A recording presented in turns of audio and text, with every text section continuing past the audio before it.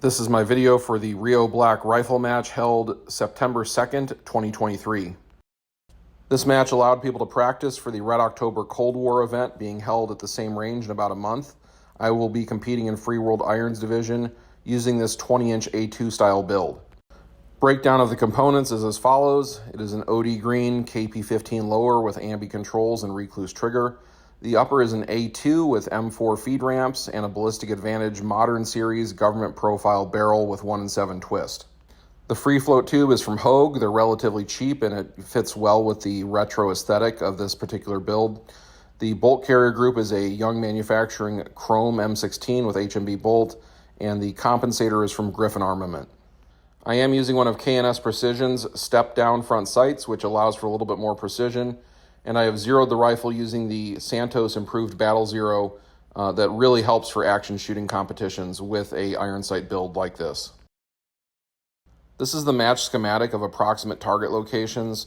There were no targets further than about 300 yards at this event.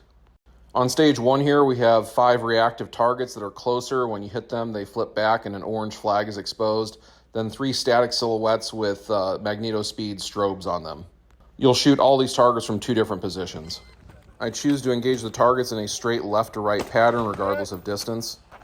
From this first position, all of the targets are easily visible, although the silhouettes are partially obscured with some brush on the lower portions of the target.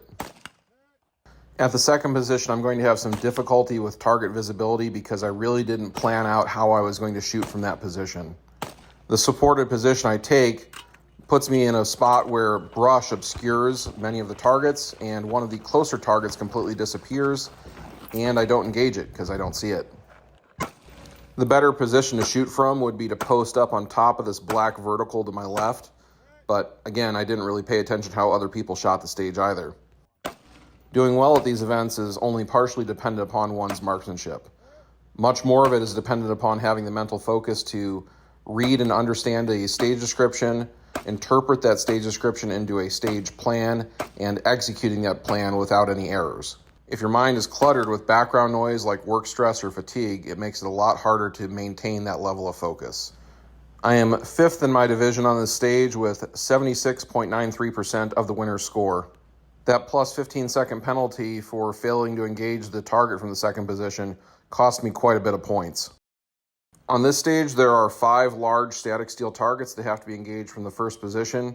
Then we have 2 hanging reactive targets at a much closer range and 2 silhouettes out at about 300 yards. Close range large targets, I start on the large aperture on the A2 rear sight.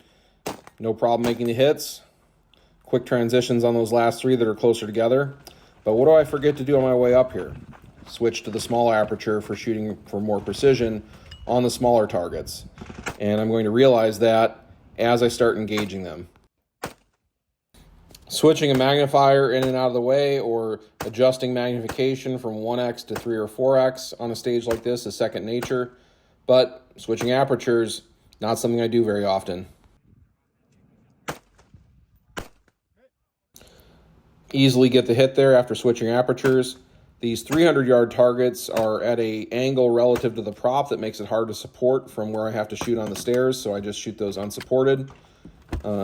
Change magazines because I've shot a lot of rounds from that first position, and now I'm going to engage the 300-yard targets first, then move over to the closer hanging flash targets. On this stage, I'm 8th in my division with 80.39% of the winner's score. On this stage, we have 3 silhouette targets at about 275 to 250 yards, depending on the position you're shooting from, and you're supposed to shoot them from 3 positions. Watch what I get wrong on this stage. I go 1 for 1 on these targets from the first position, but a combination of being fatigued, standing around to the heat, and not paying attention to what other shooters were doing, my casual skimming of the stage description means I just blow past the second shooting position, incurring 3 plus 15 fail to engage penalties. You can even see my cameraman's like, what the hell is he doing? I don't feel the need to support off this final position, and I fire 4 rounds for 3 hits. Clearly my marksmanship isn't a problem today, just my attention span. I am 10th in my division with 54.9% of the winner's score. On this stage, there are 5 closer steel targets at about 50 to 75 yards, and then there are 2 further silhouettes at about 175 to 200 yards. You can support off the vehicles if you want, but I choose to shoot all these standing unsupported. The ability to make hits standing unsupported at action shooting matches is a time-saving superpower. If you don't miss a whole bunch to make it happen, you're saving the time of not having to commit to the positions. Prior to starting this stage, my squad mates did tease me that there were in fact only 2 shooting positions on the stage, but to make sure that I go to both of them.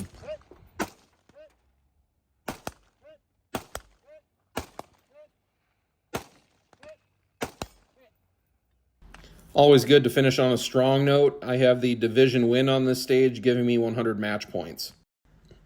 I actually shot this stage so well that in the overalls against people using optics, I was 5th with 89.88% of the winner's score. In the end, I'm 5th out of 15 shooters in Free World Irons Division with 84.71% of the winner's score.